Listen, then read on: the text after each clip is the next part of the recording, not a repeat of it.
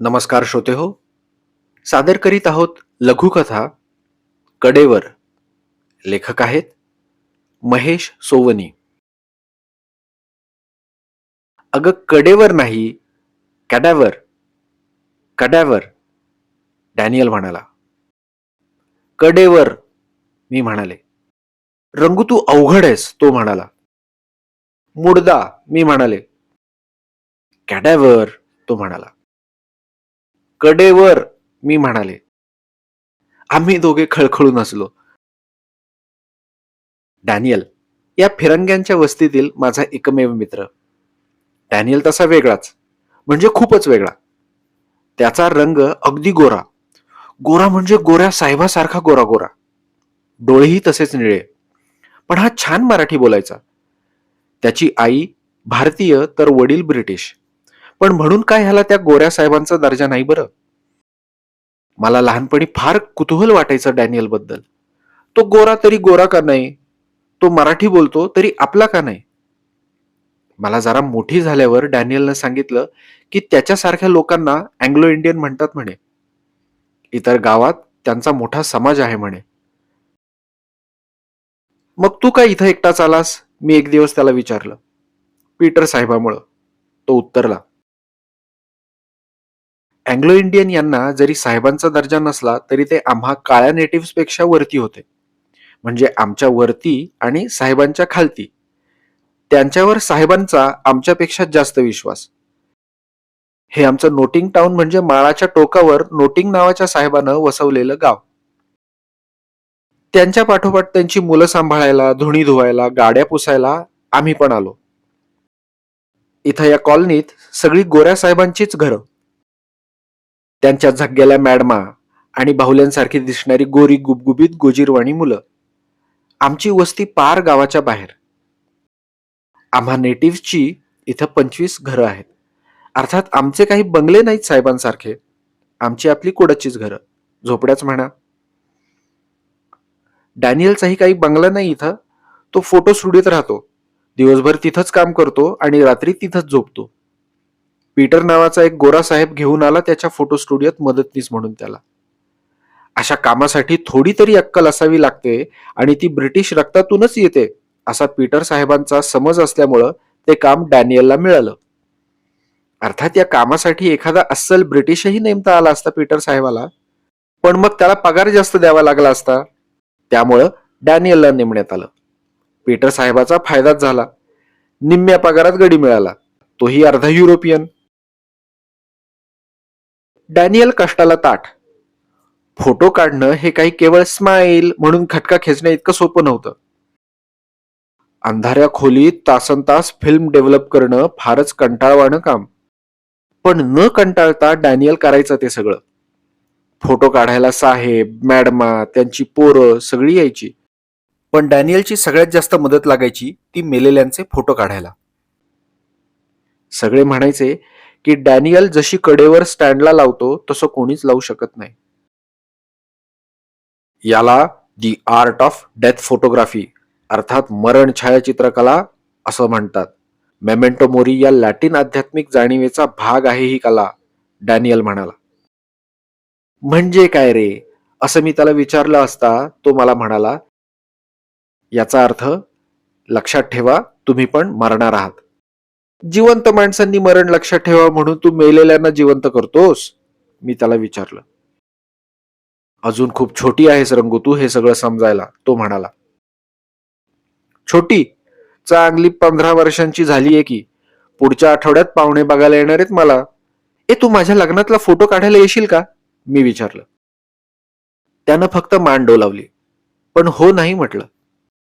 तू मेल्या मुडद्यांचेच फोटो काढत बस, मी मनातल्या मनात चढफडले. मुडद्यांवर त्याचं फार प्रेम. त्यांना कडेवर म्हणायचा तो.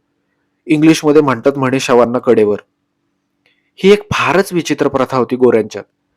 तो काळच असा होता की लहान मुलं फार मोठ्या संख्येनं दगावायची. लसी नव्हत्या ना तेव्हा. प्रत्येक घरात एक दोन मुलं तरी देवाघरी जायचीच.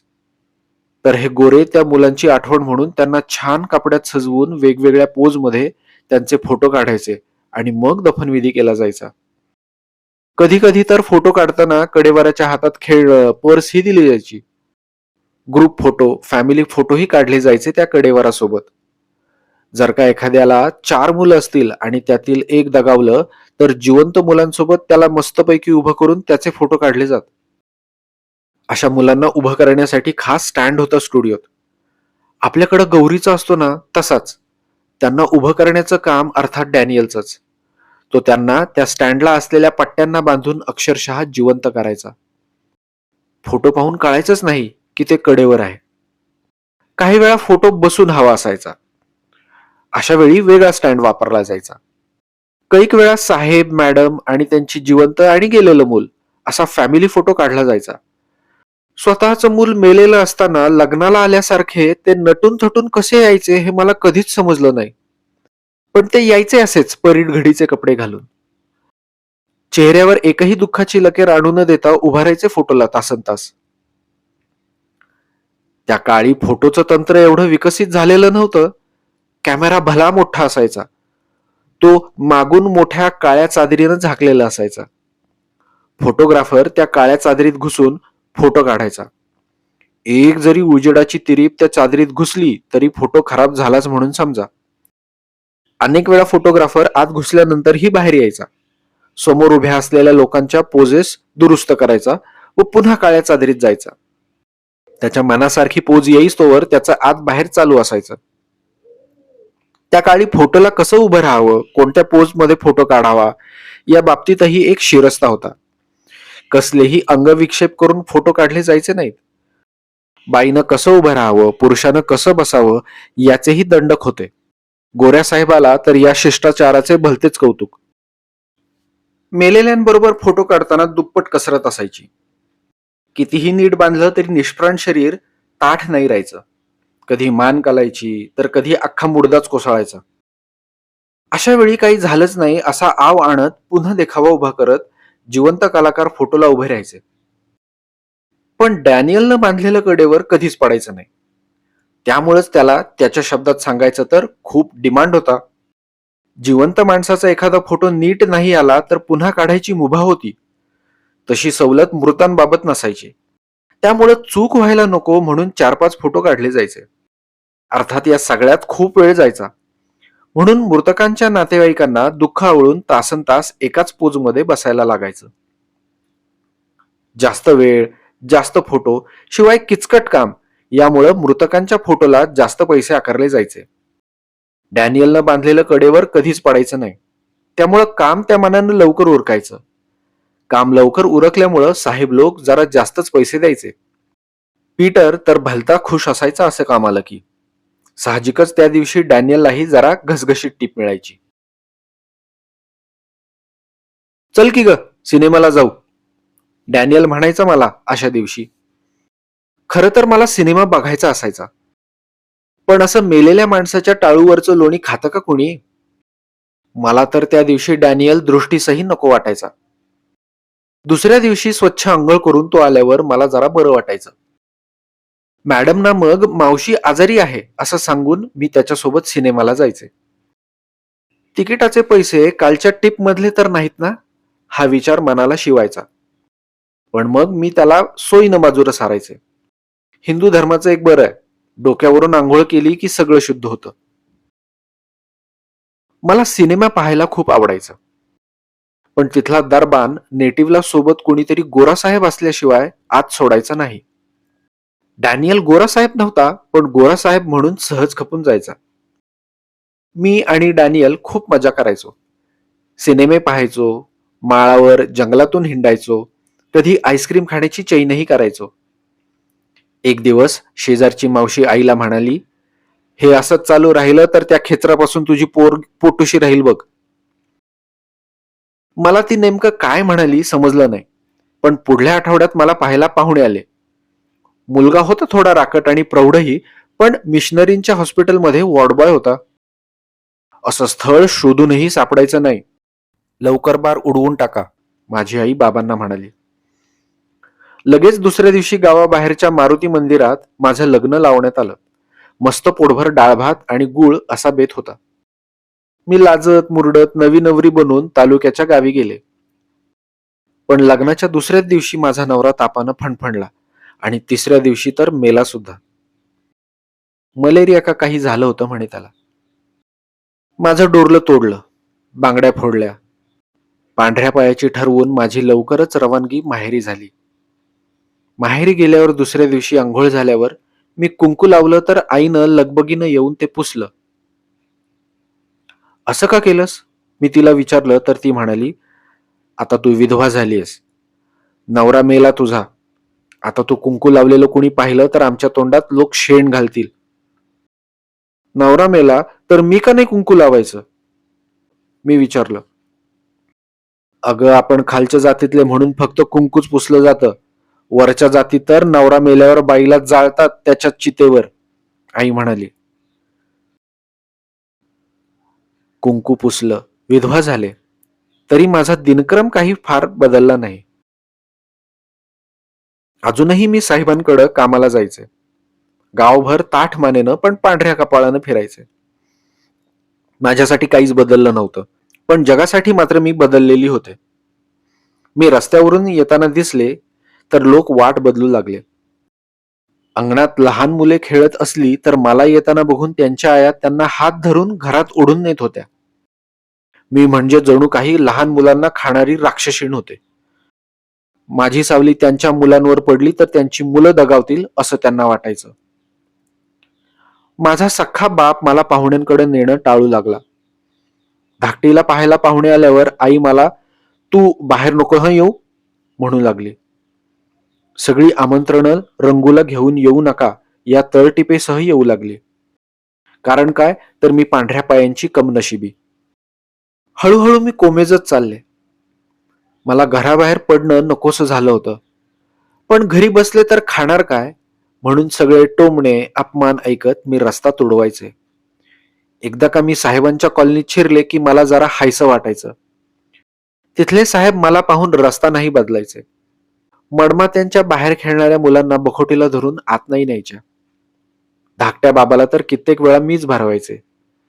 बाबा गाडीत घालून बागेतून फिरवून नेऊनही आणायचे. पण इथंही मला समान वागणूक नव्हतीच. फरक एवढाच होता की इथं मी पांढऱ्या पायांची विधवा नव्हते, तर इथं मी होते एक काळी नेटिव्ह. फक्त एकच माणूस होता ज्याला माझा नवरा जिवंत नसण्याचा कोणताही फरक पडला नाही. तो म्हणजे डॅनियल. त्यानं माझ्या नवऱ्याचा फक्त एकदाच उल्लेख केला.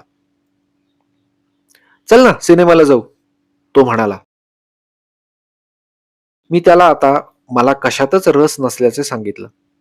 तेव्हा तो म्हणाला, सॉरी, तुझ्या लग्नात फोटो काढायला मी आलो नाही. निदान तुझ्या नवऱ्याचा कॅडावरचा फोटो काढायला तरी मी यायला हवं होतं. मी कधी कुठल्याही नेटिव्हच्या कॅडावरचा फोटो नाही काढला. मला त्याच्या बोलण्याचं अजिबात वाईट वाटलं नाही. माझ्या 2 दिवसांच्या नवऱ्याला मी तरी कुठं नीट पाहिलं होतं. नव्या नवरीची नजर कशी कायम खाली असते. खरंच माझ्या नवऱ्याचा म्हणजे त्याच्या कडेवरचा एखादा फोटो काढला असता तर मला माझा नवरा कसा दिसायचा हे तरी लक्षात राहिलं असतं. समाज मला मी विधवा असल्याची दररोज न विसरता आठवण करून द्यायचा. पण मी मात्र एक दोनदा ओझरत्या पाहिलेल्या माझ्या नवऱ्याला आता विसरायला लागले होते. डॅनियल मला येता जाता पाहायचा, पण मी त्याला हल्ली प्रतिसाद द्यायचे नाही. कोण होता तो माझा मित्र? नवरा तर नाही ना? नवरा नसलेल्या, नाही नाही, लग्नाच्या तिसऱ्याच दिवशी नवऱ्याला खाऊन बसलेल्या बाईला, मग ती कोणत्याही जातीची असो, माणूस म्हणून जगण्याचा अधिकारच नव्हता. वरच्या जातीतल्या बाईसारखं चितेवर जाळलं नाही तरी कोणत्याही बाईचं जेव्हा कुंकू पुसलं जातं तेव्हा तिचा जीव नाही पण तिचा जिवंतपणाच हिरावून घेतला जातो. मग लिहायचं नाही, हसायचं नाही की खेळायचं नाही. जिवंतपणी बाईचा कडेवर होऊन जातो, कडेवर. म्हणूनच की काय आता डॅनियल माझ्याकडे जरा जास्तच लक्ष देऊ लागला होता. त्याला तसंही कडेवर आवडायचेच. कधी माझ्यासाठी तो केकचा तुकडा आणायचा तर कधी गुलाबाचं फूल. विधवा केसात फुलं माळत नाहीत हे सुद्धा माहीत नसावं का त्या वेड्याला. एक दिवस तो मला म्हणाला, आज तुझा एक छानसा फोटो काढतो. तसं मी पीटर साहेबाच्या स्टुडिओत मॅडम सोबत गेले होते काही वेळा. पण तेव्हा काही माझा फोटो काढला नव्हता. खरं तर मला सुद्धा माझा एक छानसा फोटो काढावा असं वाटत होतं. पण माझा फोटो कोण काढणार? मागे मी मॅडमच्या नट्टापट्टा करण्याच्या टेबल समोर जरा रेंगाळले तर मला केवढ्या रागवल्या त्या. "अगं पीटर साहेब गावाला गेलाय. दुपारी ये. तेव्हा कुणी नसतं. मस्त फोटो काढतो बघ तुझा." डॅनियलचे शब्द माझ्या कानात घुमत होते. त्या दिवशी दुपारी मी आई आजारी आहे असं सांगून मॅडम कडून निघाले खरी, कितीही हळू पावलं टाकायची ठरवलं तरी शेवटी स्टुडिओत पोचलेच. तिथं जरा वेळ दारातच घुटमळले. आज जावं की नाही? पीटर साहेबाचं गावाला जाणं रद्द तर झालं नाही ना? कुणी मला रागवेल का? ओरडेल का? आणि अगदी धारिष्ट करून मी आत गेले तर डॅनियल माझा फोटो काढेल का? नाहीतर म्हणायचा तुझ्या कडेवरचाच फोटो काढतो. मागं लग्नातला फोटो काढ म्हटलं तर कुठं काढला माझा फोटो? मी या विचारचक्रात बुडालेली असताना डॅनियल माझ्या समोर येऊन उभा टाकला. कमरेवर हात ठेवत मला नखशिखांत न्याहाळत तो म्हणाला, "काय भयंकर सुंदर दिसत आहेस आज." मुडद्यांच्या सोबत राहून याची भाषा अशी झाली होती काय असं मला वाटायला लागलं. तो मला आतमध्ये घेऊन गेला. मला आरशासमोर बसवून म्हणाला, "तुला काही मेकअप वगैरे करायचं असेल तर करून घे." "कोण? मी?" मी कचरत विचारलं. "हो, तूच." तो म्हणाला. "कोणीतरी रागवेल ना?" मी म्हणाले. "नाही, कुणी रागवणार नाही. फोटो काढायला येणाऱ्यांसाठीच ठेवलं आहे हे सामान." "माझ्याकडे पैसे नाही आहेत फोटो काढायला." "मी पैसे घेणार नाही." "आणि पीटर साहेब?" "त्याला काही कळणार नाही." "अरे पण त्याला कळालं तर?" "कळालं तर कळालं. काय करणार आहे तो? मी नसेन तर एकही काड्यावर उभं राहणार नाही इथे. आता काही आरे कार्य नाही. हो तयार पटकन चल." मी हळूच स्नोच्या बाटलीचं टोपण उघडलं. मी खूप वेळा पाहिला होता स्नो, पण लावला कधीच नव्हता. त्या पांढऱ्या शुभ्र स्नोमध्ये मी बोट घातलं. मग ते अलगदपणे नाकाजवळ नेलं. तो परिचित पण आतापर्यंत लांबच राहिलेला सुगंध मी माझ्या छातीत भरून घेतला. मी गळ्यावर स्नोचं बोट नेऊन ठेवलं आणि डोळे मिटले. मला अजूनही माहित नाही की माझ्या खांद्यावरचा तो हात डॅनियलचा होता का तो मला झालेला भास होता. मी डोळे मिटूनच डॅनियलला विचारलं, "कडेवर असंच जिवंत करतोस का रे तू?" धन्यवाद. श्रोते हो, कडेवर आणि इतर कथा हा लेखक महेश सोवनी यांचा कथासंग्रह ऑनलाईन विक्रीस उपलब्ध आहे. हा कथासंग्रह घरपोच मिळवण्यासाठी डिस्क्रिप्शनमध्ये दिलेल्या लिंकवर क्लिक करा. धन्यवाद.